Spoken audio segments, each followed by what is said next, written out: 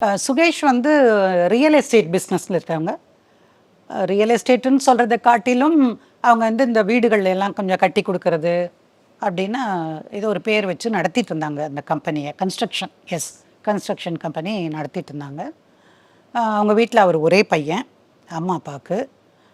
இவருக்கு அடுத்து ஒரு தங்கச்சி இருந்திருக்காங்க. தங்கச்சி கல்யாணம் பண்ணுற வரைக்கும் காத்திருந்துட்டு இப்போ பையனுக்கு கல்யாணம் பண்ணுறாங்க.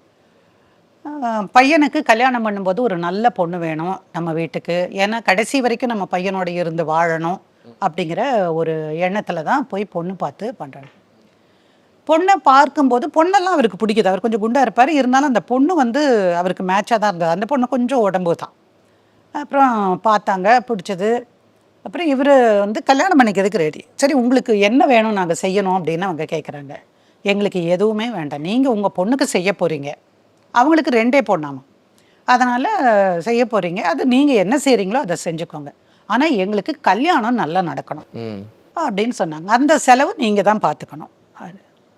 நாங்கள் வந்து எங்களால் என்ன மேக்ஸிமம் முடியுமோ அந்த செலவு பண்ணுவோம் அப்படின்னு. சரி, நீங்கள் என்ன பண்ணுவீங்கன்னு, நாங்கள் என்ன பண்ணுறோன்னு நீங்கள் பாருங்கள் அப்படின்னாங்க. ஸோ அவங்க நம்ம சுகேஷ் வீட்டில் அந்த பொண்ணுக்கு வந்து 12 பவுனுக்கு நகை போடுறாங்க. சாதாரணமாக ஒரு 5 பவுனுக்குள்ளே ஒரு தாலி போடுவாங்க. ஆனால் அவன் ஆசாசையாக தன் மனைவிக்காக ஒரு 12 பவுனுக்கு நகை போட்டு கல்யாணம் பண்ணிக்கிறான்.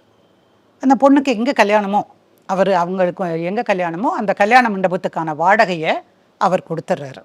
ஸோ உங்களுக்கு வந்து இப்போ என்னென்னா சாப்பாட்டு செலவு மட்டும்தான், அல்லது அந்த ஐயர் செலவுன்னு சொல்லுவாங்க, அதை மட்டும்தான். அதனால் நீங்கள் அதை பண்ணிக்கோங்க.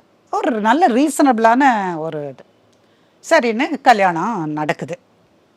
இது கல்யாணம் நடந்து அந்த பொண்ணு இந்த பக்கம் வந்ததுக்கப்புறம் என்ன நடந்ததுங்கிறது தான் நமக்கு முன்னாடி இருக்கக்கூடிய ஸ்டோரி.